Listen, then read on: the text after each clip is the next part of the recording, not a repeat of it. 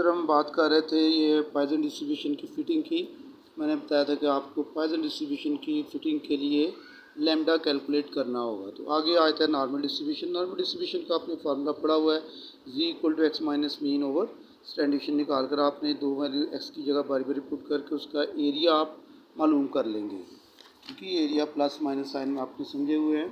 उसके बाद ये आया था आपका क्वेश्चन 20 है, ये भी आपका नॉर्मल डिस्ट्रीब्यूशन का क्वेश्चन है, बिल्कुल क्लियर। ये मैं आपको और नज़दीक कर देता हूँ ताकि आपको क्लियर नज़र आए थोड़ा सा। ये आप उसका स्क्रीनशॉट भी ले सकते हैं। इससे नेक्स्ट अगर आ जाते हैं, ये भी आपका नॉर्मल डिस्ट्रीब्यूशन का क्वेश्चन है। ये मीन है और ये क्या होता है आपका वेरिएंस होता है। नॉर्मल डिस्ट्रीब्यूशन पहली वैल्यू मीन की होती है, सेकंड वैल्यू वेरिएंस की होती है। तो इसकी आप ये प्रोबेबिलिटी आप फाइंड आउट कर सकते हैं। ऐसे ये आज था आपका क्वेश्चन आपका 22।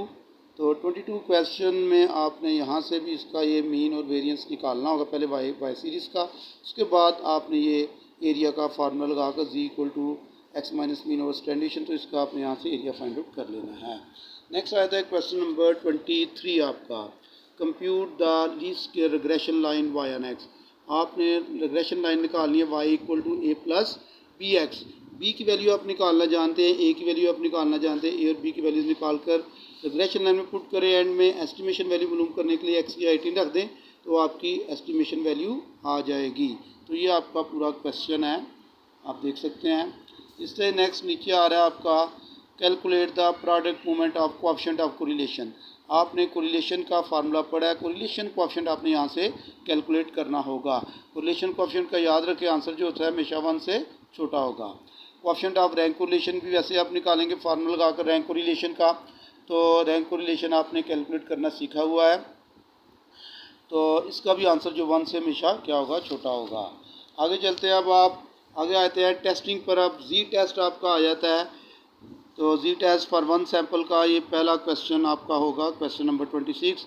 Random sample of size 36 is taken from the normal population with the variance if the mean of the sample x bar 42.6 test the null hypothesis mean equal to 45 mean less than 45। One tail test लगेगा, एक equal हो एक less than हो। जब भी less than या greater than होगा तो वहाँ पर आप वन टेल टेस्ट लगाएंगे। जी टेस्ट लगाएंगे फॉर वन सैंपल के लिए 5% उसका लेवल है 0.05। उस पर आप इसकी जी की जो कॉन्फिडेंस वैल्यू है, जो इसकी लेवल ऑफ सिग्निफिकेंस होगा, वो जानते हैं वन टेल टेस्ट पर क्या होता है। आगे आ जाए आप, क्वेश्चन 27 है। A random sample of size 400 has a mean, can it be regarded as the population mean and standard deviation. यहाँ पर भी आपने Z test for one sample का फार्मूला लगाना होगा क्वेश्चन 27 पर। ठीक है, आपने ये फार्मूला यहाँ पर लगाना होगा और वही फार्मूला लगाना है। यहाँ पर टू टेस्ट लगेगा, इक्वल रखेंगे और नॉट इक्वल रखेंगे। पॉपुलेशन मीन अगर ना दिया हो तो वो हम क्या रखते हैं, 0 रखते हैं। ठीक है, नेक्स्ट आ जाए आप, क्वेश्चन है आपका 28। अ random sample of size n1 दिया है आपको, x1 बार दिया हुआ है, स्टैंडर्ड 1 दी हुई है। इसी तरह आपको यहाँ पर आप आ जाए तो सेकंड रैंडम सैंपल आपको दिया हुआ है n2 30, स्टैंडर्ड 2 दी हुई है, उसका x2 बार दिया हुआ है। तो यहाँ पर आपने जी टेस्ट फॉर 2 सैंपल के लिए फार्मूला पुट करना होगा। तो टेस्ट करना है 0.05 लेवल ऑफ सिग्निफिकेंस पर, mean 1 equal to mean 2, mean this is not equal to mean 2। Two tail test लगेगा, इक्वल और नॉट इक्वल है। आगे आया था आपका ये Z test for one proportion. A coin is tossed 100 times and the head appears 490 times. ये x है और ये स्कैन होगा, p निकालेंगे x ओवर n करके, q निकालेंगे 1 माइनस p करके। तो जी टेस्ट फॉर वन प्रोपोर्शन का जब फार्मूला लगाएंगे तो आपका ये क्वेश्चन हल हो जाएगा। आगे आ जाए आप क्वेश्चन नंबर 30 पर। यहाँ आगे आपकी गुडनेस ऑफ फिट है काई स्क्वायर के लिए लिखा है। पॉइसन डिस्ट्रीब्यूशन से आपने इसे हल करना है इस क्वेश्चन को आपने। तो पॉइसन डिस्ट्रीब्यूशन के लिए आपको लैम्डा चाहिए। आप लैम्डा यहाँ से कैलकुलेट कर लें। लैम्डा को कैलकुलेट करने के बाद आप पॉइसन डिस्ट्रीब्यूशन का फिटिंग का फार्मूला लगाएंगे, कैपिटल N e की पावर माइनस लैम्डा, लैम्डा की पावर x ओवर x विक्टोरियल। वहाँ पर x की बारी बारी वैल्यू पुट करके आप इसकी एक्सपेक्टेड वैल्यू निकाल लेंगे। फिर गुडनेस ऑफ फिट का फार्मूला लगाएंगे काई स्क्वायर के लिए। इसके बाद आपका क्वेश्चन 31 आ जाता है। आगे 31 क्वेश्चन है, बायनॉमियल डिस्ट्रीब्यूशन को कह रहा फिट करना है आपने और इसको बताना है कि यहाँ पर जो इसकी गुडनेस ऑफ फिट है काई स्केट के लिए वो आपने टेस्ट करनी होगी।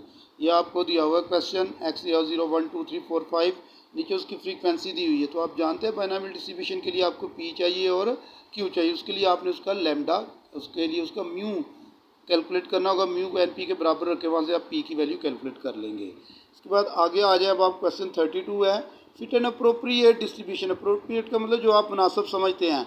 अगर आप इसका मीन और वेरिएंस निकाल लें इस डाटे का, अगर मीन और वेरिएंस बराबर आ जाए तो आप समझिए कि वहाँ पर पॉइजन डिस्ट्रीब्यूशन लगनी है, क्योंकि पॉइजन डिस्ट्रीब्यूशन में मीन और वेरिएंस बराबर होता है। अगर बराबर ना आए तो फिर आप वहाँ पर बाइनोमियल डिस्ट्रीब्यूशन लगाकर इसकी गुडनेस ऑफ फिट फाइंड कर सकते हैं।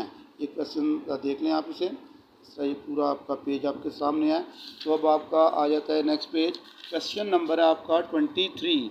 ये लिखा हो यहाँ पर 9 items of the sample has the following value. ये 9 वैल्यूज दी हुई हैं आपको। Does the mean of the 9 item differ significantly from the population mean at alpha equal to 0.05। यहाँ पर टी टेस्ट का फार्मूला लगाना है। जब n 30 से छोटा होता है और स्टैंडर्डेशन नहीं दी होती तो हम टी टेस्ट का फार्मूला यूज़ करेंगे फॉर 1 सैम्पल के लिए। इसके बाद आगे आ जाए, 2 random samples of size given है आपको। ये सैम्पल 1 n1 x1 बार s1 स्क्वायर, n2 x2 बार और s2 स्क्वायर। टेस्ट करना है पास mean 1 minus mean 2 equal to 10, mean 1 minus mean 2 greater than 10 at 5। या आपने टी टेस्ट का फार्मूला लगाना है फॉर 2 सैम्पल्स वाला, SP वाला फार्मूला जो आपने वो यहाँ लगा के इस क्वेश्चन को हल करना होगा। यहाँ 1 टेल टेस्ट लगेगा, इक्वल है और ग्रेटर देन आ गया। अभी लास्ट क्वेश्चन आपका आता है क्वेश्चन नंबर 35, लास्ट क्वेश्चन होगा आपका। Test the hypothesis for pair distribution. Pair distribution में देखिए ये पर्सन दी है आपको, ये x रख लें, ये आप सेकंड वैल्यू को y रख लें तो d निकाल लें, x माइनस वाई निकाल के d स्क्वायर निकाल लें। फिर पेयर डिस्ट्रीब्यूशन के लिए जो फार्मूला है, अगर हमने नहीं लिखा तो पेयर डिस्ट्रीब्यूशन में t का मैं फार्मूला भी आपके सामने लिख देता हूँ। t equal to x bar minus mean S D over n under root. अब यहाँ पर आपने एस डी फाइंड करना है, तो एस डी का फार्मूला वही है, sigma D square minus sigma D का whole square over n minus 1 सारे का अंडर रूट। और d क्या होता है, d देख लें आपके सामने, मैं लिखने लगा हूँ। d हमारे पास होता है d this is equal to x minus y, और x और y को अगर आप माइनस करेंगे तो आपके पास वो d आ जाएगा। यानी एस डी पहले निकालेंगे आप इसका, फिर ये फार्मूले वैल्यू पुट करेंगे जी। यहाँ पर सॉरी, यहाँ फार्मूला ठीक कर लें। यहाँ आप लिखेंगे d बार, यहाँ क्या लिखेंगे d बार और माइनस डी नाट, डी बार माइनस डी नाट। ये फार्मूला इसका दोबारा लिख देता हूँ यहाँ पर, t equal to d bar minus d naught S D over n under root. ये फार्मूला आपने करना होगा। ये ऊपर वाला फार्मूला को मैं जैसे क्रॉस कर देता हूँ, ठीक है, ये क्रॉस कर दिया मैंने फार्मूला। तो ये फार्मूला आपने यहाँ पर t के लिए इस्तेमाल करना होगा। इस फार्मूले को आपने ध्यान से देखना होगा।